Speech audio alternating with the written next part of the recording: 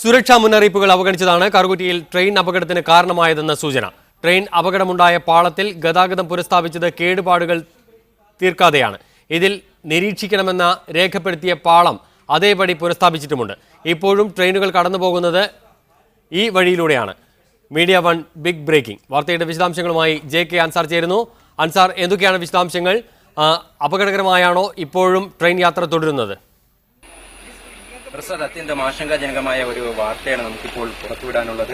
റെയിൽവേയുടെ സുരക്ഷാ ഉദ്യോഗസ്ഥർ സുരക്ഷിതമല്ല എന്ന് ചൂണ്ടിക്കാണിച്ച നേരത്തെ റിപ്പോർട്ട് നൽകിയ പാളത്തിൽ കൂടിയാണ് ട്രെയിൻ ഇപ്പോഴും കടന്നുപോകുന്നത് എന്നുള്ള ഒരു വാർത്തയാണ്. കാലാകാലങ്ങളിൽ റെയിൽവേയുടെ സുരക്ഷാ ഉദ്യോഗസ്ഥർ പ്രത്യേക പരിശോധന, ട്രോളി, അൾട്രാസൗണ്ട് സ്കാനിംഗ് ഉൾപ്പെടെയുള്ള യന്ത്ര സംവിധാനങ്ങൾ ഉപയോഗിച്ച് പ്രത്യേക പരിശോധന നടത്താറുണ്ട്. ആ പരിശോധനയിൽ പ്രശ്നം കാണുന്ന സ്ഥലത്ത് നാം ഈ ദൃശ്യത്തിൽ കാണുന്നതോടെ OBS എന്ന് പറഞ്ഞ് രേഖപ്പെടുത്താറുണ്ട്. OBS എന്ന് രേഖപ്പെടുത്തിയതിനു ശേഷം ആ പ്രശ്നമുള്ള പാളത്തിന്റെ അവിടെ പ്രത്യേക രീതിയിലുള്ള ക്ലാമ്പ് ഉപയോഗിച്ച് ജോയിൻ ചെയ്യാറുണ്ട്. ഇതിനർത്ഥം എത്രയും വേഗം ഈ പാളം മാറ്റണമെന്നും സുരക്ഷാ പ്രശ്നമുണ്ട് എന്നാണ്. കഴിഞ്ഞ ദിവസം ആക്സിഡന്റ് ഉണ്ടായ പാളം ഇതിന് തൊട്ടപ്പുറത്തെ ട്രാക്കാണ്. ഈ പാളത്തിലും ഇതുപോലുള്ള ധാരാളം ജോയിന്റുകൾ നമുക്ക് കാണാൻ കഴിഞ്ഞു. ആ പാളം ഇപ്പോൾ താൽക്കാലികമായ അറ്റകുറ്റപ്പണികൾ ചെയ്ത് അതിലേക്കൂടെ ട്രെയിൻ പോകുന്നു. ഒപ്പം തന്നെ ഈ പാളത്തിൽ കൂടി ഇപ്പോഴും ട്രെയിൻ പോയിക്കൊണ്ടിരിക്കുകയാണ്.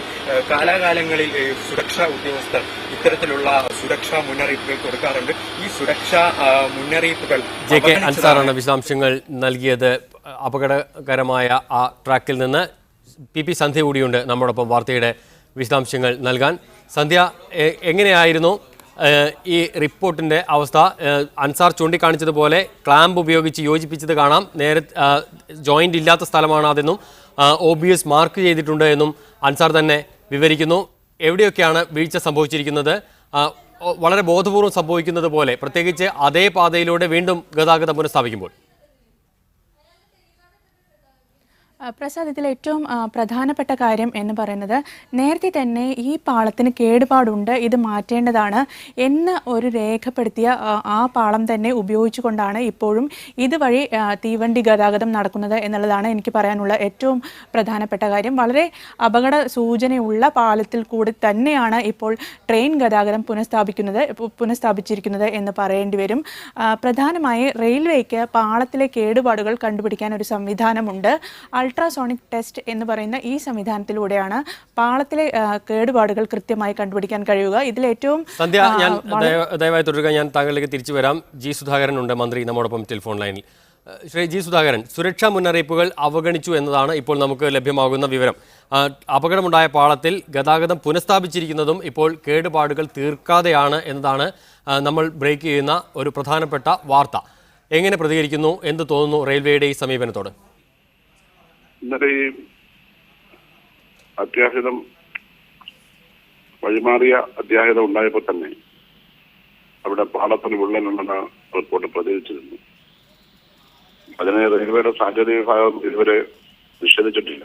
അത് ശരിയായിരിക്കാനുള്ള സാധ്യത. കേരളത്തെ റെയിൽവേ പാളങ്ങളുടെ റിപ്പയർ ആൻഡ് മെയിൻ്റനൻസിലുള്ള ഗുരുതരമായ അലംഭാവവും കാലവിളമ്പവും ആധുനികതയില്ലായിരുന്നു നമ്മൾ ചർച്ച ചെയ്യപ്പെട്ട കാര്യം. അതിന്റെ ഭാഗമാണിത്. ഇപ്പോൾ ആ വിള്ളലുള്ള പാളത്തിൽ കൂടിയാണെങ്കിൽ ഉത്തരവാദിത്തപ്പെട്ട റെയിൽവേ അധികാരികൾ കാണിച്ചിരിക്കുന്ന ഗുരുതരമായിട്ടുള്ള ക്രിമിനൽ കുറ്റാണിത്. യഥാർത്ഥത്തിൽ അത് ഒരു ക്രിമിനൽ കുറ്റമായി ട്രീറ്റ് ചെയ്ത ഉദ്യോഗസ്ഥന്മാരെ അറസ്റ്റ് ചെയ്യുന്നതാണ് വാസ്തവത്തിൽ. അങ്ങനെ ചെയ്തിട്ടുണ്ട്. പക്ഷേ അതിനു മുമ്പ് ഒരു കാര്യം ചെയ്യണം. ആ റെയിൽവേയുടെ ഉത്തരവാദിത്തപ്പെട്ടവരോട് ചോദിക്കണം, എന്നാണ് നിങ്ങൾ ചെയ്തതെന്ന് ചോദിച്ച് അവരുടെ വിശദീകരണം നമ്മൾ അറിയേണ്ടതായിട്ടുണ്ട്. പ്രൊഫഷണലായ കാര്യമായതുകൊണ്ട്, ടെക്നിക്കലായ കാര്യമായിട്ട് ഞാൻ പറയുകയാണ്. ഏതായാലും റെയിൽവേയിൽ എത്രയോ വലിയ അപകടങ്ങളുണ്ടായി. നമ്മുടെ നാടിന്റെ ഭാഗ്യം കൊണ്ട്, രക്ഷപ്പെട്ടവരുടെ ഭാഗ്യം മാത്രമല്ല, നാടിന്റെ ഭാഗ്യം കൊണ്ടാണ് ഈ അപകടം തെറ്റി മാറിയത്. അതിൽ നിന്നും അവര് ഉണർന്നെഴുന്നേറ്റ് ശരിയായ തെറ്റിദ്ധാരണ നടപടികളെടുത്ത് ജനങ്ങളുടെ ഭീതി അകറ്റി ശരിയായ പാളങ്ങൾ മെയിൻറ്റെയിൻ ചെയ്യാതെയാണ് ഓടിക്കുന്നതെങ്കിൽ, ഈ പറയുന്നത് ശരിയാണെങ്കിൽ, അത് ഗുരുതരമായിട്ടുള്ള കുറ്റകൃത്യമാണ്. എന്നെ തല്ലല്ലേ അമ്മ നന്നാവത്തില്ല എന്ന് പറയാൻ റെയിൽവേക്ക് അവകാശമില്ല. അതുകൊണ്ട് ആ ബന്ധപ്പെട്ട ഉദ്യോഗസ്ഥന്മാരുണ്ട്, മാധ്യമങ്ങൾ തന്നെ ചോദിച്ച് മനസ്സിലാക്കണം. ശ്രീ സുധാകരൻ, നമ്മൾ അത്തരം പ്രതികരണങ്ങൾക്ക് വേണ്ടി ശ്രമിക്കുന്നുമുണ്ട്. അന്വേഷണം നാളെയാണല്ലോ യഥാർത്ഥത്തിൽ തുടങ്ങുന്നത്. ഇത് പ്രാഥമിക നിഗമനങ്ങളാണ്. മാത്രമല്ല, ഇവിടെ OBS എന്ന് മാർക്ക് ചെയ്തിരിക്കുന്നു, അത് ഒബ്സർവേഷനിലാണ്. അവിടെ ആ മാർക്ക് ചെയ്ത സ്ഥലത്താണ് ഈ വിള്ളലുണ്ടായിരിക്കുന്നത്. അതുമാത്രവുമല്ല, അവിടെ ഇപ്പോൾ ഒരു ക്ലാമ്പ് വെച്ച് ജോയിൻ ചെയ്തതാണ് ദൃശ്യങ്ങൾ നമുക്ക് കാണാൻ കഴിയുന്നത്. അപ്പോൾ അങ്ങനെയാണോ ഈ പ്രശ്നത്തെ പരിഹരിക്കേണ്ടത്? അതിലൂടെയാണ് ഇപ്പോൾ ഗതാഗതം പുനഃസ്ഥാപിച്ചിരിക്കുന്നത് എന്നാണ് ഏറ്റവും പ്രധാനപ്പെട്ട ഞെട്ടിക്കുന്ന വാർത്ത എന്ന് പറയുന്നത്. അതേപ്പറ്റി ഇപ്പം മീഡിയാമൻ പറയുന്ന ആശങ്കയിൽ ഞാൻ മന്ത്രിയോട് പറയാണ്, എങ്ങനെയാണ് അവർ ധൈര്യപ്പെട്ടതെന്ന് അവരോട് തന്നെ ചോദിക്കണം. ഞാനിപ്പോൾ തിരുവനന്തപുരത്തായതുകൊണ്ട് ഞാൻ ഫോൺ വഴി ചോദിക്കാൻ അല്പം സമയമെടുക്കുമെന്ന് മാത്രമേ ഉള്ളൂ, ഞാൻ നാളെക്കുന്നാണ്. ആ പ്രദേശത്തുള്ള നമ്മുടെ മീഡിയ പ്രവർത്തകർ പോയി അവിടുത്തെ സ്റ്റേഷൻ മാസ്റ്ററോട് തന്നെ ചോദിക്കേണ്ടതായിട്ടുണ്ട്, നിങ്ങൾ എങ്ങനെയാണ് വെച്ചാൽ. അപ്പോൾ അവരുടെ വിശദീകരണം വരട്ടെ. ഇപ്പം എന്തായാലും ജനറൽ മാനേജറെ ഞാനൊരു അല്പം കഴിഞ്ഞ് വിളിക്കാൻ വേണ്ടി നമ്പർ എടുത്ത് വിളിക്കാൻ വേണ്ടി ശ്രമിക്കും. എന്തായാലും അവർ ശ്രദ്ധിക്കുന്നില്ല എന്നുള്ള പൊതുവികാരം വരെ നല്ലതല്ല. റെയിൽവേയെ പറ്റിയുള്ള അഭിപ്രായം മോശമായി വരികയാണ്. അത് അധികാരികൾ ശ്രദ്ധിക്കേണ്ട കാര്യമാണ്. ഒരു അപകടം ഉണ്ടാവുമെന്ന് അറിഞ്ഞിട്ടും വീണ്ടും അതേ പാടത്തിൽ കൂടി അവർ ഓടിക്കുന്നു എന്ന് പറയുമ്പോൾ, നിങ്ങൾ പറയുമ്പോൾ അത് വസ്തുതയാണെങ്കിലും എനിക്ക് അതിശയം തോന്നുന്നു. എങ്ങനെ ധൈര്യം വരുന്നതെന്ന് നമുക്ക് നോക്കാം എന്താണ്. വളരെ നന്ദി ശ്രീ ജി സുധാകരൻ ഞങ്ങളോട് പ്രതികരിച്ചതിന്. സന്ധ്യ, ഇനി വിവരിക്കാനുള്ളത് ഇതിൻ്റെ സാങ്കേതികതയാണ്. ശ്രീ മിനിസ്റ്ററും ഇപ്പോൾ അത് തന്നെയാണ് പറയുന്നത്. നമ്മൾ വാർത്ത നൽകുമ്പോൾ അതിൻ്റെ സാങ്കേതികതയെക്കുറിച്ച് സാമാന്യമായ ധാരണ അത് റെയിൽവേ അധികൃതർക്കാണ് ഉണ്ടാകേണ്ടത്. അപ്പോൾ അതിൽ അവർ നൽകുന്ന വിശദീകരണം എന്താണ് ഈ OBS മാർക്കിനെ കുറിച്ച്? പ്രസാദ്, ഇപ്പോൾ അടിയന്തരമായി ഗതാഗതം പുനഃസ്ഥാപിക്കുക എന്നുള്ളതാണ് റെയിൽവേ മുൻതൂക്കം നൽകിയ കാര്യം. അതിൻ്റെ അടിസ്ഥാനത്തിലാണ് ഇത്തരത്തിൽ താൽക്കാലിക സംവിധാനം ഉണ്ടാക്കിക്കൊണ്ട് പാളം കൂട്ടിയോജിപ്പിച്ച് അതുവഴി ഗതാഗതം പുനഃസ്ഥാപിച്ചത്. പക്ഷേ ഇനി വിശദമായ പരിശോധനകൾ നടക്കും, അതിന്മേൽ തുടർ നടപടി ഉണ്ടാവും എന്ന് തന്നെയാണ് റെയിൽവേ അധികാരികൾ നൽകുന്ന സൂചന. ഇക്കാര്യത്തിൽ ഒരു കാര്യം പ്രത്യേകം ശ്രദ്ധിക്കേണ്ടതുണ്ട്. 2 തരത്തിലാണ് അപായ സൂചനകൾ റെയിൽവേ രേഖപ്പെടുത്താറുള്ളത്. ഒന്ന് ചുവന്ന പെയിന്റ് അടിച്ചുകൊണ്ട് രേഖപ്പെടുത്തും, 2 മഞ്ഞ പെയിന്റ് അടിച്ചുകൊണ്ട് രേഖപ്പെടുത്തും. ഇവിടെ രേഖപ്പെടുത്തിയിരിക്കുന്നത് മഞ്ഞ പെയിന്റ് അടിച്ചുകൊണ്ടാണ്. ചുവന്ന പെയിന്റിൽ രേഖപ്പെടുത്തുകയാണെങ്കിൽ പിറ്റേ ദിവസം തന്നെ ഈ കേട് തീർക്കണം എന്നാണ് അതിൻ്റെ സൂചന. മഞ്ഞ പെയിന്റ് ആണെങ്കിൽ 1-2 ആഴ്ചയ്ക്കുള്ളിൽ തന്നെ ഇതിൻ്റെ കേടുപാട് തീർക്കണം എന്ന മുന്നറിയിപ്പാണ് ഇത്. പക്ഷേ ഇവിടെ മാസങ്ങൾക്ക് മുമ്പാണ് ഇത്തരത്തിൽ രേഖപ്പെടുത്തിയിരിക്കുന്നത് എന്ന് കാണാവുന്നതാണ്. അതുകൊണ്ട് തന്നെ വലിയ വീഴ്ചയാണ് റെയിൽവേയുടെ ഭാഗത്തു നിന്ന് ഉണ്ടായിരിക്കുന്നത്. പ്രസാദ്. സന്ധ്യ, ഇത് എന്നാണ് അടയാളപ്പെടുത്തിയത് എന്നതിനെക്കുറിച്ച് നമുക്ക് ആ പെയിൻറ്റിൻ്റെ കാലപ്പഴക്കം മാത്രം കണ്ടുകൊണ്ടാണ് നമ്മൾ മനസ്സിലാക്കുന്നത്. കുറച്ച് പഴക്കമുണ്ട് ആ അടയാളപ്പെടുത്തലിന്. ഒരാഴ്ചക്കകം തന്നെ അതിൽ വിള്ളൽ അല്ലെങ്കിൽ ആ കേടുപാടുകൾ തീർക്കേണ്ടതാണെന്ന് പറയുന്നു. മാത്രവുമല്ല, സമയാസമയങ്ങളിൽ മെയിൻ്റനൻസ് നടത്തേണ്ടതുണ്ട്. ഈ പ്രദേശം എന്ന് പറയുന്നത് കുറെ കൂടി ഒരു വളഞ്ഞു പോകുന്ന പ്രദേശമാണെന്നും കൂടുതൽ അപകടം ഉണ്ടാകുന്ന അല്ലെങ്കിൽ ഡാമേജ് ഉണ്ടാകുന്ന സ്ഥലമാണെന്നും നേരത്തെ തന്നെ അറിയിച്ചിട്ടുണ്ട് എന്നുമാണ് നമുക്ക് അറിയാൻ കഴിഞ്ഞിട്ടുള്ളത്. അത് സംബന്ധിച്ച് എന്തെങ്കിലും വിവരങ്ങളും സ്ഥിരീകരണങ്ങളും നമുക്ക് ലഭിക്കുന്നുണ്ടോ? പ്രസാദ്, ഇത് കാലപ്പഴക്കം ചെന്ന പാളങ്ങളിലാണ് ഇത്തരത്തിലുള്ള കേടുപാടുകൾ കാണാറുള്ളത്. ഈ ഭാഗം, കറുകുറ്റിയിലെ ഈ ഭാഗം വളരെ കാലപ്പഴക്കം ഉള്ള പാളം തന്നെയാണ്. അതുകൊണ്ട് തന്നെയാണ് ഇത്തരത്തിൽ പല സ്ഥലങ്ങളിലും ഇങ്ങനെ അപായ സൂചന മുന്നറിയിപ്പുകൾ റെയിൽവേ സംഘം തന്നെ രേഖപ്പെടുത്തിയിരിക്കുന്നത്. ഇത് ഒരു ഭാഗത്ത് മാത്രമല്ല, കേരളത്തിൽ കാലപ്പഴക്കം ചെന്ന നിരവധി പാളങ്ങളുണ്ട്, നിരവധി റെയിൽ പാളങ്ങളുണ്ട്, 90 വർഷത്തിലധികം പഴക്കമുള്ള പാളങ്ങളുണ്ട്. ഈ പാളങ്ങളിലെല്ലാം തന്നെ ഇത്തരത്തിൽ അപായ സൂചന നൽകിക്കൊണ്ടുള്ള അടയാളങ്ങൾ കാണാവുന്നതാണ്. ഇതൊക്കെ തന്നെ പരിഹരിക്കുന്ന കാര്യത്തിലും റെയിൽവേയുടെ ഭാഗത്തു നിന്ന് വീഴ്ച ഉണ്ടായതായി കാണാൻ കഴിയും. ഞാൻ തിരിച്ചു വരാൻ ദയവായി തുടരുക. അബ്ദുൾ റസാഖുണ്ട്, റിട്ടയർഡ് ഡിവിഷണൽ എഞ്ചിനീയർ ആണ് അദ്ദേഹം. ശ്രീ അബ്ദുൾ റസാഖ്, ഇവിടെ മഞ്ഞ പെയിന്റ് കൊണ്ട് അടയാളപ്പെടുത്തിയിരിക്കുന്നു, OBS മാർക്ക് എന്നാണ് സാങ്കേതികമായി റെയിൽവേ പറയുക എന്ന് തോന്നുന്നു. അങ്ങനെ അടയാളപ്പെടുത്തിയ പാളം ഉടൻ തന്നെ കേടുപാടുകൾ തീർക്കേണ്ടതാണ് എന്നതാണ് മനസ്സിലാക്കാൻ കഴിയുന്നത്. എന്താണ് അത് സംബന്ധിച്ച സാങ്കേതികമായ വിവരങ്ങൾ?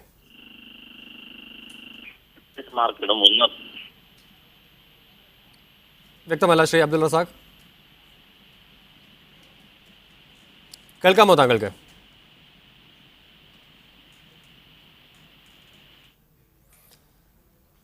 ഉന്നതതല അന്വേഷണം നാളെയാണ് ആരംഭിക്കാനിരിക്കുന്നത്. സുരക്ഷാ മുന്നറിയിപ്പുകൾ അവഗണിച്ചതാണ് കറുകുറ്റിയിൽ ട്രെയിൻ അപകടത്തിന് കാരണമായതെന്നാണ് നമുക്ക് ലഭിക്കുന്ന സൂചന. ട്രെയിൻ ഗതാഗതം ഇപ്പോൾ പുനഃസ്ഥാപിച്ചിരിക്കുന്നത് അപകടമുണ്ടായ പാളത്തിൽ തന്നെയാണ് എന്നതാണ്. കേട് തീർക്കാതെയാത്ത പാളത്തിലാണ് ഇപ്പോൾ ട്രെയിൻ ഗതാഗതം പുനഃസ്ഥാപിച്ചിരിക്കുന്നത് എന്നും വ്യക്തമാകുന്നു. നിരീക്ഷിക്കണം എന്ന് രേഖപ്പെടുത്തിയ പാളം അതേപടി പുനഃസ്ഥാപിച്ചിട്ടുണ്ട് എന്നതാണ് ഏറ്റവും ശ്രദ്ധേയമായ മറ്റൊരു കാര്യം. ഇപ്പോഴും ട്രെയിനുകൾ കടന്നു പോകുന്നത് ഈ വഴിയിലൂടെയാണ് എന്നതാണ് സുരക്ഷയെ സംബന്ധിച്ച വലിയ ഭീതി നമ്മളിൽ ജനിപ്പിക്കുന്നത്. PP സന്ധ്യയുണ്ട് വിശദാംശങ്ങൾ നൽകാൻ. സന്ധ്യ, ഏതെങ്കിലും തരത്തിൽ റെയിൽവേ അധികൃതരുമായി ബന്ധപ്പെടാൻ നമുക്ക് കഴിയുന്നുണ്ടോ? അവരെന്തെങ്കിലും പ്രതികരിക്കാൻ തയ്യാറാവുന്നുണ്ടോ? പ്രസാദ്, ഇത് സംബന്ധിച്ച് എല്ലാ വിശദാംശങ്ങളും നമ്മൾ എടുത്തത് തന്നെ റെയിൽവേ ഉദ്യോഗസ്ഥരുടെ കയ്യിൽ നിന്ന് തന്നെയാണ്. ഈ OBS എന്നാൽ എന്താണ്, OBS എന്നതുകൊണ്ട് എന്താണ് റെയിൽവേ സൂചിപ്പിക്കുന്നത്, എന്താണ് ഇതിൻ്റെ അപകടം എന്നുള്ള തുടങ്ങിയ കാര്യങ്ങളിലെല്ലാം തന്നെ നമ്മൾ വിവരങ്ങൾ ശേഖരിച്ചത് റെയിൽവേ അധികാരികളിൽ നിന്ന് തന്നെയാണ്. ഇതിൻ്റെ അടിസ്ഥാനത്തിലാണ് ഒബ്സർവേഷൻ എന്നാണ് ഇതിൻ്റെ അർത്ഥം എന്ന രീതിയിൽ അവർ നമുക്ക് വിവരം നൽകിയത്. മാത്രമല്ല, ഞാൻ നേരത്തെ പറഞ്ഞതുപോലെ തന്നെ 2 തരത്തിൽ ഇത് രേഖപ്പെടുത്തിയിരിക്കും. ഒന്ന് ചുവന്ന അക്ഷരത്തിൽ, അല്ലെങ്കിൽ രണ്ടാമത്തേത് മഞ്ഞ അക്ഷരത്തിൽ. ഇത്തരത്തിൽ മഞ്ഞ അക്ഷരത്തിലാണ് ഇവിടെ രേഖപ്പെടുത്തിയിരിക്കുന്നത് എന്ന് കാണാവുന്നതാണ്. ഏതായാലും മഞ്ഞ അക്ഷരത്തിൽ രേഖപ്പെടുത്തുന്ന ഇത്തരം സൂചനകൾക്ക് അല്പം സാവകാശമുണ്ട്. 1-2 ആഴ്ചയ്ക്കുള്ളിൽ തന്നെ ഇതിൻ്റെ കേടുപാട് തീർക്കാനുള്ള സാവകാശമുണ്ട്. പക്ഷേ ഇത്തരത്തിലുള്ള രേഖപ്പെടുത്തലുകൾക്കോ അടയാളപ്പെടുത്തലുകൾക്കോ ഒന്നും കൃത്യമായ രീതിയിലുള്ള തുടർ നടപടികൾ ഉണ്ടാവാറില്ല എന്നുള്ളതാണ് വാസ്തവം. ഇവിടെയും സംഭവിച്ചത് അതുതന്നെയാണ്. ഒരു കാര്യം പ്രത്യേകം നമ്മൾ പറയേണ്ടതുണ്ട്. ഭാഗ്യം കൊണ്ടാണ് വലിയ അപകടങ്ങൾ നമ്മുടെ റെയിൽവേ പാളങ്ങളിൽ ഉണ്ടാവാതെ പോകുന്നത്. പ്രസാദ്. യെസ്, അബ്ദുൾ റസാഖ്, താങ്കളുടെ ടെലിഫോൺ ലൈൻ ക്ലിയർ ആയെന്ന് കരുതുന്നു. താങ്കൾ ദൃശ്യങ്ങളിൽ കാണുന്നുണ്ടാവുമല്ലോ, മഞ്ഞ മാർക്ക് ചെയ്തിരിക്കുന്നു OBS. എന്താണ് അർത്ഥമാക്കുന്നത്? ഇതിലൂടെ ട്രെയിൻ ഗതാഗതം പുനഃസ്ഥാപിക്കുന്നത് എത്രത്തോളം ശരിയാണ്? ഇതിന് നമ്മൾ ഒബ്സർവ് ചെയ്യണം, അതിന് ഡെയിലി അതിൽ വീണ്ടും നമ്മൾ നോക്കണം എന്നാണ്. അതിനൊരു സർട്ടൻ പീരീഡ് ഓഫ് ടൈം ഉണ്ട്, 1 week or 2 weeks, എത്രയാണെന്ന് ശരിക്കും എനിക്ക് ഓർക്കുന്നില്ല. അത് കഴിയുമ്പോൾ ഈ റെയിൽ മാറ്റണം. അതിൽ ലൈനിൽ ഇട്ടേക്കുന്നത് സേഫ് അല്ല. അപ്പോൾ ഇത് മാസങ്ങൾക്ക് മുമ്പേ മാർക്ക് ചെയ്തതാണ്. അപ്പോൾ മാറ്റേണ്ട സമയം കഴിഞ്ഞിട്ടുണ്ടാവും. അങ്ങനെയാണെങ്കിൽ ഗുരുതര വീഴ്ചയല്ലേ? അതെ, ഇത് വളരെ സീരിയസ് ആയിട്ടുള്ള ഒരു കാര്യമാണ്. അല്ല, ഇതിൽ ഗുരുതര വീഴ്ച എന്ന് പറയുന്നത് അന്ന് മാർക്ക് ചെയ്ത പാളം മാറ്റിയില്ല എന്നത് മാത്രമല്ല, ഇപ്പോൾ ട്രെയിൻ ഗതാഗതം പുനഃസ്ഥാപിച്ചിരിക്കുന്നു അതേ വഴിയിലൂടെ എന്നതാണ് ഏറ്റവും ഞെട്ടിക്കുന്ന വാർത്ത. ഒരു സംഭവം നടന്നതിന് ശേഷം പക്ഷെ അത് ഒരുപാട് മാർക്ക് ഉണ്ടായിരിക്കും ഈ സ്ഥലത്ത്. ഒരുപാട് മാർക്കുകൾ ഉണ്ടായിരിക്കും. ഉണ്ടായിരിക്കും. അതുകൊണ്ടായിരിക്കാം പെട്ടെന്ന് ഒരു ട്രാഫിക് ഡിസ്ലൊക്കേഷൻ മാറ്റാൻ വേണ്ടി ഒരു റിസ്റ്റോർ ചെയ്തായിരിക്കും. ഉടനെ മാറ്റാനുള്ള പ്രോഗ്രാം അവർക്ക് ഉണ്ടായിരിക്കാം. അതിനെപ്പറ്റി എന്തെങ്കിലും അറിയാൻ പറ്റുമോ? വ്യക്തമല്ല, അന്വേഷിക്കാം. ഇവിടെ സാധാരണഗതിയിൽ ഇത്തരം മെയിൻ്റനൻസ് വർക്കുകൾക്ക് ഒരുപാട് കാലതാമസം നേരിടുന്നുണ്ടോ? അതാണോ റെയിൽവേ അനുഭവിക്കുന്ന പ്രശ്നം? അതെ, ഇതിന്റെ റെയിൽ അവൈലബിൾ അല്ലാത്തത് കൊണ്ട് മാറ്റാൻ വേണ്ടി ഒരുപാട് താമസം വരുന്നുണ്ട്. അപ്പൊ അങ്ങനെ കുറച്ചുനാൾ കഴിയുമ്പോൾ ഇതിന്റെ ട്രാൻഷൻ ഓർഡർ ഒക്കെ കൊടുത്ത് വണ്ടി പതുക്കെ വിടുത്ത് അങ്ങനെയൊക്കെ ഒരു വലിയ സീരിയസ് സ്റ്റേജ് വരുമ്പോഴാണ് മിക്കവാറും ഈ റെയിൽസ് ഒക്കെ കിട്ടുക. ഇവർ അതായത് ചുവപ്പ് നാട പലപ്പോഴും തടസ്സപ്പെടുത്തുന്നുണ്ട്. ചുവപ്പ് നാട വന്നു കഴിഞ്ഞാൽ നമ്മൾ പെട്ടെന്ന് അന്ന് തന്നെ ഉടനെ ഇമ്മീഡിയറ്റ് റിന്യൂവലാണ് അതുകൊണ്ട് ഉദ്ദേശിക്കുന്നത്. അല്ല, ഞാൻ പറയുന്നത് ഔദ്യോഗികമായ നടപടിക്രമങ്ങൾ പലപ്പോഴും ഇത്തരം കാലതാമസം നേരിടാൻ കാരണമാകുന്നു എന്നാണോ മനസ്സിലാക്കേണ്ടത്? അതെ അതെ അതെ. അപ്പോൾ ഈ വഴി ഇപ്പോൾ കറുകുറ്റിയിലേത് നമ്മൾ സൂക്ഷ്മമായി പരിശോധന നടത്തിയത് കൊണ്ട് ഈ മഞ്ഞ മാർക്ക് ഇപ്പോൾ ഞങ്ങൾക്ക് കാണാൻ സാധിച്ചു. ഇനിയും ഇത്തരം മാർക്ക് ചെയ്ത ഭാഗങ്ങൾ കേരളത്തിലുടനീളം ഉണ്ടാകുമെന്നാണോ മനസ്സിലാക്കേണ്ടത്? ആ സ്ട്രെച്ചിൽ ഇനിയും കാണണം, അല്ലെങ്കിൽ അവിടെ ആയിരിക്കും ഇപ്പം ടെസ്റ്റ് ചെയ്തിരിക്കുന്നത്. കറുകുറ്റിക്ക് അടുത്തുള്ള പാളം മറ്റേ ഈ ആക്സിഡന്റ് ഒന്നും ആകാത്ത സ്ഥലത്ത് നോക്കിയാൽ ഇതുമാതിരി ഉണ്ടായിരിക്കാനാണ് ചാൻസ്. അപ്പൊ അത് മാറ്റേണ്ടതാണ്. അതായത് നമുക്ക് തിരുവനന്തപുരം മുതൽ ഇങ്ങോട്ട് അല്ലെങ്കിൽ കന്യാകുമാരി മുതൽ ഇങ്ങോട്ട് ഈ പാളത്തിന്റെ പല ഭാഗങ്ങളിലും ഇത്തരം മഞ്ഞ മാർക്കുകൾ ഉണ്ടാകും. അതെ, അത് ഈ റെയിലിന്റെ ഏജ് അനുസരിച്ച് നമ്പർ ഓഫ് മാർക്സ് ഒക്കെ കൂടുന്നത്. ഏജും അതിൽ പോയിട്ടുള്ള ട്രാഫിക്കിന്റെ ടന്നേജും അനുസരിച്ചിട്ടാണ്. ശ്രീ അബ്ദുൾ റസാഖ്, ഒരു ആയിരക്കണക്കിന് ആളുകളുടെ ജീവനല്ലേ ദിവസവും അതിലൂടെ കടന്നു പോകുന്നത്. ആ ഒരു അവസ്ഥയിൽ ഇത്രമേൽ ലാഘവത്വത്തോടു കൂടിയാണോ അതിനെ സമീപിക്കേണ്ടത്? എന്താണ് റെയിൽവേ ഇത്തരം ഒരു സമീപനം കൈക്കൊള്ളുന്നതിന്റെ അർത്ഥം? അവിടുത്തെ നമ്മുടെ ഒഫീഷ്യൽസിന് അവരുടെ ഇമ്മീഡിയറ്റ് ആയിട്ട് അവർ ഇത്ര റെയിൽസിന്റെ റിക്വയർമെന്റ്സ് എല്ലാം കൊടുക്കും. അത് പിന്നെ ഇതാക്കി വരുന്നത് മോഡലിലുള്ള അധികാരികളല്ലേ. ശ്രീ അബ്ദുൾ റസാഖ്, ഞാൻ തിരിച്ചു വരാം. KV ഷാജിയുണ്ട്, പെരുമൺ ട്രാജഡി അന്വേഷണ സമിതിയുടെ ചെയർമാൻ കൂടിയാണ് അദ്ദേഹം. ശ്രീ ഷാജി, ഇവിടെ നമ്മൾ കണ്ടിരിക്കുന്നത് മഞ്ഞ മാർക്ക് കൊണ്ട് OBS മാർക്ക് ചെയ്തിരിക്കുന്നു. OBS മാർക്ക് ചെയ്താൽ 2 ആഴ്ചക്കകം പാളം മാറ്റണമെന്നും ചുവന്ന മാർക്കാണെങ്കിൽ അടിയന്തരമായി മാറ്റണമെന്നുമാണ് അതിൻ്റെ സൂചന. ഇങ്ങനെ മഞ്ഞ കൊണ്ട് മാർക്ക് ചെയ്ത പാളം മാറ്റിയില്ല എന്ന് മാത്രമല്ല, അവിടെ അപകടം ഉണ്ടാവുകയും ചെയ്തു. അപകടം ഉണ്ടായ ശേഷവും ആ പാളം മാറ്റാതെ അതേ പാളത്തിലൂടെ ഒരു ക്ലാമ്പ് മാത്രം ഇട്ട് മുറുക്കിക്കൊണ്ട് ഗതാഗതം പുനഃസ്ഥാപിച്ചിരിക്കുകയാണ്. ഇത് വീണ്ടും അപകടം ഉണ്ടാകാനുള്ള സാധ്യതകൾ വളരെ കൂടുതലാണ്. സാധാരണ ഈ റെയിൽവേയിലെ ഒരു ദുരന്തം നടന്നു കഴിഞ്ഞാൽ ഒരു അന്വേഷണം വളരെ പ്രഹസനമാണ്. അപ്പൊ ജീവനക്കാർക്ക് പോലും ഒരു സുരക്ഷയുണ്ട്. എന്നറിയോ, റെയിൽവേയുടെ അന്വേഷണം വന്നാലും അവരെ ശിക്ഷിക്കത്തില്ല എന്നുള്ള ധാരണ റെയിൽവേ ജീവനക്കാർക്കുണ്ട്. അത് പോരാ, അത് സുരക്ഷിതമായ യാത്ര എല്ലാവരും, അത് റെയിൽവേയുടെ യാത്ര വെച്ചാൽ സുരക്ഷിത യാത്രയെന്നാണ് അവരുടെ സ്ലോഗൻ തന്നെ. ഇപ്പോഴും റെയിൽവേ യാത്ര ചെയ്തിട്ട് വേറെ നമ്മൾ ഇൻഷുറൻസ് എടുത്താൽ മാത്രമേ യാത്ര ചെയ്യാൻ പറ്റൂ എന്നുള്ള അവസ്ഥയാണ്. ഈ റെയിൽവേ പാളം മൊത്തം മാറ്റേണ്ട സ്ഥിതിയാണ്. ഇല്ല എങ്കിൽ വീണ്ടും ഇതുപോലുള്ള അപകടങ്ങൾ ഉണ്ടാവാൻ സാധ്യതകൾ ഏറെയാണ്. അതിന് റെയിൽവേയുടെ സുരക്ഷാ കമ്മീഷനൊക്കെ ഒത്തിരി ഉണ്ട്, റെയിൽവേ സേഫ്റ്റി കമ്മീഷനുണ്ട്, സുരക്ഷാ കമ്മീഷൻ ഒത്തിരി ഉണ്ട്. അവരൊക്കെ നേരിട്ട് വന്ന് പരിശോധിച്ച ശേഷം റെയിൽവേ പാളങ്ങൾ മാറ്റിയ ശേഷം ഉള്ള യാത്ര ചെയ്താക്കിയിട്ട് നല്ലതെന്നാണ് എന്റെ അഭിപ്രായം. ഇല്ല എങ്കിൽ വീണ്ടും ദുരന്തങ്ങൾ അവിടെ ഉണ്ടാവാൻ സാധ്യത ആണ്. ഇത് തലനാരിക്കാണ് ആ ദുരന്തത്തിൽ ഒരാൾ പോലും ജീവഹാനി സംഭവിക്കാതിരുന്നത് വളരെ ഭാഗ്യമാണ്. ശ്രീ കെ വി ഷാജി, ഒരു അപകടം ഉണ്ടാവുക എന്നത് ഒരുപക്ഷെ അപകടം എന്ന് പറയുന്നത് തന്നെ അപ്രതീക്ഷിതമായി ഉണ്ടാകുന്നതും ചിലപ്പോൾ അവഗണന കൊണ്ടുണ്ടാകുന്നതും ഒക്കെ ആയിരിക്കാം. പക്ഷേ ഇവിടെ അപകടമുണ്ടായത് അവഗണന കൊണ്ടാണ് എന്ന് വ്യക്തമാകുന്നു, കൃത്യമായി മെയിൻ്റനൻസ് ഇല്ലാത്തത് കൊണ്ടാണെന്ന് വ്യക്തമാകുന്നു. അതിലുപരി ഈ പുതിയതായി വീണ്ടും അതിലൂടെ ഗതാഗതം പുനഃസ്ഥാപിച്ചിരിക്കുന്നു എന്നതാണ് ഏറ്റവും വലിയ സംഭവം, ഏറ്റവും ശ്രദ്ധേയമായ വസ്തുത. അതെന്തുകൊണ്ട് അങ്ങനെ സംഭവിക്കുന്നു? അപ്പോൾ നെഗ്ലിജൻസ് എന്നൊന്നും വിശേഷിപ്പിച്ചാൽ പോരാ ആ അശ്രദ്ധയെ. നെഗ്ലിജൻസ് അല്ലാതെ റെയിൽവേയുടെ അനാസ്ഥ ഏറ്റവും വലിയ അനാസ്ഥ, ഗുരുതരമായ അനാസ്ഥയാണ്. റെയിൽവേയുടെ പാളത്തിന്റെ സുരക്ഷിത ഉറപ്പുവരുത്തേണ്ട ജോലി ഇന്ത്യ റെയിൽവേക്കുള്ളതാണ്. റെയിൽവേ സേഫ്റ്റി കമ്മീഷനുണ്ട്, അതേപോലെ തന്നെ നോക്കിയ ശേഷം റെയിൽവേ സുഗമപരമായ രീതിയിൽ ട്രെയിൻ യാത്ര ചെയ്യാൻ പറ്റുമെങ്കിൽ മാത്രമേ ട്രെയിൻ അല്ലെങ്കിൽ ഓടിക്കാവൂ. ഇല്ല എങ്കിൽ വീണ്ടും ദുരന്തം ഉണ്ടാവാൻ സാധ്യതയുണ്ട്. ഇത് ശ്രീ കെ വി ഷാജി, നമ്മളൊക്കെ ട്രെയിനിൽ യാത്ര ചെയ്യുന്നത് ഇതിന് കൃത്യമായ സുരക്ഷാ മാനദണ്ഡങ്ങൾ പാലിക്കുന്നുണ്ട്, കൃത്യമായ ഒബ്സർവേഷൻ ഉണ്ട് എന്നൊക്കെ വിശ്വസിച്ചുകൊണ്ടാണല്ലോ ഓരോ മനുഷ്യനും ട്രെയിനിൽ യാത്ര ചെയ്തുകൊണ്ടിരിക്കുന്നത്. ഇവിടെ ഇപ്പോൾ നേരത്തെ സംസാരിച്ച ശ്രീ അബ്ദുറഹ്മാൻ പറഞ്ഞത് ഇത്തരം മഞ്ഞ മാർക്കുകൾ കേരളത്തിലൂടെ പോകുന്ന അല്ലെങ്കിൽ സദൺ റെയിൽവേയുടെ പല ഭാഗങ്ങളിലും ഈ ട്രാക്കുകളിലൊക്കെ അടയാളപ്പെടുത്തിയിട്ടുണ്ടാവാമെന്നാണ് പറയുന്നത്. അങ്ങനെയാണെങ്കിൽ മഞ്ഞ മാർക്ക് ചെയ്തത് 2 ആഴ്ചക്കകമെങ്കിലും എന്നതാണ് അവരുടെ രീതിയെങ്കിൽ അത് മാറ്റിയിട്ടില്ല എന്ന് മാത്രമല്ല, എന്തുകൊണ്ടാണ് ഇത്തരം മെയിൻ്റനൻസ് വർക്കുകൾ നീണ്ടുപോകാൻ കാരണം? ഇപ്പം പൈസ കിട്ടുന്നുണ്ട്, റെയിൽവേക്ക് കേരളത്തിൽ ആവശ്യം പോലെ വരുമാനം കിട്ടുന്നുണ്ട്.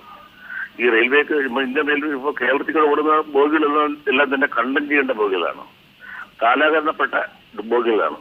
ഈ ബോഗിയുടെ കുഴപ്പം കാരണവും റെയിൽവേ പാളത്തിന്റെയും കുഴപ്പം കാരണമാണ്. അല്ലാതെ ഇവിടെ ഒരു തീവ്രവാദി ആക്രമണമൊന്നും ഉണ്ടായിട്ടില്ല. റെയിൽവേയുടെ പാളത്തിന്റെ സുരക്ഷിതമാണ് ഉറപ്പുവരുത്തേണ്ടതാണ്. തീർച്ചയായിട്ടും പാളങ്ങളും മാറ്റി കയറ്റാനും രണ്ടുപേരി പാതയുണ്ടല്ലോ, ഒരു വരി പാതയെങ്കിലും നേരെ ആക്കിയ ശേഷം അടുത്ത വരി പാതയിൽ കൂടി ട്രെയിൻ യാത്ര സഞ്ചരിക്കാൻ പറ്റും. അല്ലെങ്കിൽ ഒരു വരി പാതയെങ്കിലും എത്രയും പെട്ടെന്ന് അത് നേരെയാക്കിയ ശേഷം മാത്രം ട്രെയിൻ ഓടിച്ചാൽ ഇനി ഒരു അപകടം അവിടെ ഒഴിവാക്കാൻ സാധിക്കും. തിരിച്ചു വരാം താങ്കളിലേക്ക്. ശ്രീ അബ്ദുൾ റസാഖ്, സാധാരണ ഈ OBS മാർക്ക് ചെയ്യുന്നതിന് ഈ പാളത്തിന്റെ ദുർബലാവസ്ഥ കണ്ടുപിടിക്കുന്നതിന്റെ രീതി എന്താണ്? അൾട്രാസോണിക് ടെസ്റ്റ് ആണിത്. Ultrasonic test 2 വിധത്തിലുണ്ട്. ഒന്ന് ട്രെയിൻ അൾട്രാസോണിക്കിന്റെ ഒരു കാരേജ് തന്നെ ഓടിച്ചിട്ട് മാർക്ക് ചെയ്യും, അല്ലെങ്കിൽ മാനുവലായിട്ട് ചെയ്യുന്നത്. എങ്ങനെ ചെയ്തതെന്ന് എനിക്ക് പറയാൻ അറിയുന്നില്ല ഇവിടെ എന്താണ് ഇവിടെ സംഭവിച്ചത്. ഇപ്പോഴവർക്ക് ചെയ്യാൻ പറ്റുന്നത് വീണ്ടും ഒരു ടെസ്റ്റ് ഇമ്മീഡിയറ്റ് ആയിട്ട് ചെയ്യാം. ആ ടെസ്റ്റ് ചെയ്യുന്ന ഉടനെ ഈ മഞ്ഞ മാർക്ക് ഇട്ടതിൽ എന്തെങ്കിലും ഡെവലപ്മെന്റ് കൂടുതലായിട്ടുണ്ടോ ഇല്ലയോ എന്നുള്ളത് ഇമ്മീഡിയറ്റ് ആയിട്ട് അറിയാനും സാധിക്കും. അതിന് അവർക്ക് മറ്റേ നമ്മുടെ ലക്നോയിലുള്ള ഈ റിസർച്ച് ഇതിൽ അവരുടെ കാറുകളൊക്കെ ഉണ്ട്. അപ്പോൾ കാറ് ഒരു ട്രെയിൻ ഓടിക്കുന്ന മാതിരി ഒരു പാസേജിൽ ഇത് ഓടിച്ചു കഴിയുന്ന ഉടനെ കംപ്ലീറ്റ് അതിൻ്റെ ഡീറ്റെയിൽസ് എങ്ങനെയാണ് ഇതായിട്ടുള്ള വിള്ളലുകൾ എന്നുള്ളത് ഇൻസൈഡിലുള്ളത് എങ്ങനെയാണെന്ന് അറിയാൻ സാധിക്കും. അത് പെട്ടെന്ന് ഇന്നോ നാളെ ചെയ്യുകയാണെങ്കിൽ അവർക്ക് സേഫായിട്ട് കാര്യങ്ങൾ മനസ്സിലാക്കിയിട്ട് വണ്ടി ഓടിക്കാൻ സാധിക്കും. മറ്റൊരു കാര്യം, ഇങ്ങനെ OBS മാർക്ക് ചെയ്താൽ അത് പിന്നെ അടുത്തടുത്ത് അറിയിക്കേണ്ട ഉദ്യോഗസ്ഥർ അതിന്റെ നടപടിക്രമങ്ങൾ എന്താണ്? ഇത് ഇവരൊരു രജിസ്റ്ററിൽ ഇത് റെക്കോർഡ് ചെയ്തിട്ട് ഇവരുടെ മാനുവലായിട്ട് നോക്കിയിട്ടുള്ള ഒബ്സർവേഷൻസ് റെക്കോർഡ് ചെയ്യണം, ഡെവലപ്മെന്റ് വരുന്നോ ഇല്ലെന്നുള്ളത്. മാഗ്നിഫൈയിങ് ഗ്ലാസ് വെച്ചിട്ട് ഇവർ നോക്കി എന്തെങ്കിലും ഇവർക്ക് കാണാൻ പറ്റുന്ന സ്ഥലത്ത് വരുന്നുണ്ടോ എന്നുള്ളത് നോക്കണം. പക്ഷെ ഇത് കൂടുതലുള്ളതുകൊണ്ട് അത്ര പ്രാക്ടിക്കലായിട്ട് ഇതെല്ലാം നോക്കിയെന്ന് വരത്തില്ല. 1-2 ഒക്കെ ആണെങ്കിൽ തീർച്ചയായിട്ടും ഒബ്സർവേഷൻ നടക്കും. കൂടുതലുണ്ടെങ്കിൽ അത് പ്രയാസമായിരിക്കും. അതത് ഡിവിഷനുകൾക്ക് തന്നെ അതിന്റെ മെയിൻ്റനൻസിനുള്ള അധികാരമില്ലേ? ഫണ്ടില്ലേ? ഉണ്ട്. ഫണ്ട് ഇല്ല. ഇത് കൊണ്ടുപോയിട്ട് നമ്മൾ ഇമ്മീഡിയറ്റ് ആയിട്ട് മെറ്റീരിയൽസ് വാങ്ങിക്കാനുള്ള ഒരു എമർജൻസിയിൽ ഒരു അർജന്റ് റിന്യൂവൽ എന്ന് പറഞ്ഞിട്ടൊരു സാങ്ഷനൊക്കെ വാങ്ങിക്കാൻ സാധിക്കും. അപ്പോൾ അങ്ങനെ മെയിൻ്റനൻസിന് വേണ്ടി ഫണ്ട് ആവശ്യപ്പെടുമ്പോൾ അല്ലെങ്കിൽ സാധനങ്ങൾ വാങ്ങിക്കാൻ ആവശ്യപ്പെടുമ്പോൾ അത് സമയാസമയങ്ങളിൽ കിട്ടാതെ വരുന്നതാണോ ഇവിടുത്തെ പ്രശ്നം? അതെ, മെറ്റീരിയൽസ് ഇവർ പ്രിഫറൻസ് കൊടുത്ത് നമുക്ക് കിട്ടുന്നതിനേക്കാളും മുമ്പ് വേറെ ഏതെങ്കിലുമൊക്കെ ഒരു സെക്ഷന് ഉള്ള അലോട്ട്മെന്റ്, ഈ ബഡ്ജറ്റ് അലോട്ട്മെന്റിൽ അങ്ങോട്ടും ഇങ്ങോട്ടും കയ്യിൽ മാറിപ്പോകും, കൊടുത്തേക്കും. അത് അവരുടെയൊക്കെ ഇതനുസരിച്ചിരിക്കും. ഇനി ഞാൻ മറ്റൊന്ന് ചോദിക്കട്ടെ, ഇത് കേരളത്തിൽ മാത്രമാണോ ഇത്തരം പ്രശ്നങ്ങൾ? ഈ അവഗണനയുടെ ഭാഗമാണോ ഇത്? ഇത് നമ്മുടെ അങ്ങനെ ഒരു ഇപ്പോഴേ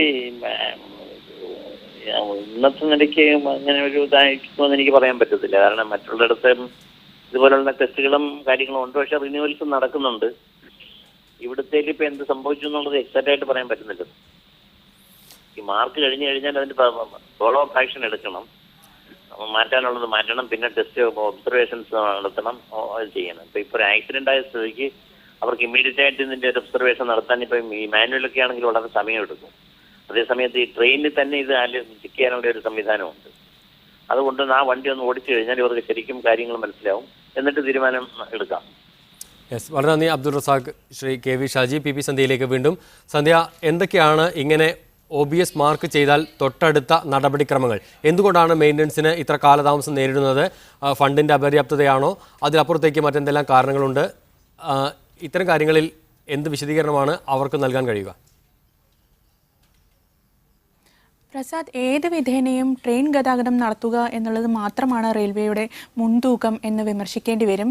പ്രത്യേകിച്ച് 1931 സ്ഥാപിച്ച റെയിൽ പാളം പോലും നമ്മുടെ കേരളത്തിലുണ്ട്. ഈ പാളങ്ങളിലെല്ലാം തന്നെ ഇത്തരത്തിലുള്ള അപായ സൂചനകൾ നൽകുന്ന അടയാളങ്ങൾ കാണാം എന്ന് നേരത്തെ റെയിൽവേയുടെ ഉദ്യോഗസ്ഥൻ തന്നെ പറയുകയുണ്ടായി. ഇത്തരമൊരു സാഹചര്യത്തിൽ ഇതിന് വളരെ മുൻതൂക്കം കൊടുക്കുന്ന ഒരു സ്ഥിതി റെയിൽവേക്കില്ല എന്ന് വിമർശിക്കേണ്ടി വരും. പ്രത്യേകിച്ച് ഇതേക്കുറിച്ച് അന്വേഷിച്ചപ്പോൾ പോലും, അല്ലെങ്കിൽ ഇന്നലെ അപകടം ഉണ്ടായതിനു ശേഷം പോലും ഇത് കൃത്യമായി തീർക്കുകയോ പാളം മാറ്റിവെക്കുകയോ ചെയ്യാനല്ല റെയിൽവേ ശ്രമിച്ചത് എന്ന് കാണാവുന്നതാണ്. പെട്ടെന്ന് തന്നെ ഗതാഗതം പുനഃസ്ഥാപിക്കുക എന്നുള്ള ഒറ്റ ലക്ഷ്യം മാത്രമായിരുന്നു റെയിൽവേയുടെ ഭാഗത്തുനിന്ന് ഉണ്ടായത്. അതിൻ്റെ അടിസ്ഥാനത്തിൽ പെട്ടെന്ന് തന്നെ ഇത് തട്ടിക്കൂട്ടി അതുവഴി റെയിൽവേ ഗതാഗതം പുനഃസ്ഥാപിക്കുകയും ചെയ്തു. ഇത്തരത്തിൽ കടുത്ത അനാസ്ഥ റെയിൽവേയുടെ സമീപനങ്ങളിൽ കാണാവുന്നതാണ് എന്ന് പറയേണ്ടി വരും. ഞാൻ നേരത്തെ പറഞ്ഞതുപോലെ തന്നെ നൽകിയത്, ഒപ്പം അതിഥികളും ചേർന്നു. സുരക്ഷാ മുന്നറിയിപ്പുകൾ അവഗണിച്ചതാണ് കറുകുറ്റിയിൽ ട്രെയിൻ അപകടത്തിന് കാരണമായതെന്ന് സൂചന. ട്രെയിൻ അപകടമുണ്ടായ പാളത്തിൽ ഗതാഗതം പുനഃസ്ഥാപിച്ചത് തന്നെ കേട് തീർക്കാത്ത പാളത്തിലാണ് എന്നും കണ്ടെത്തിയിരിക്കുന്നു. ഇതിൽ നിരീക്ഷിക്കണമെന്ന് രേഖപ്പെടുത്തിയ പാളം അതേപടി പുനഃസ്ഥാപിച്ചിട്ടുണ്ട് എന്നതാണ് മീഡിയ 1 പുറത്തുവിട്ട ഏറ്റവും പ്രധാനപ്പെട്ട വാർത്ത.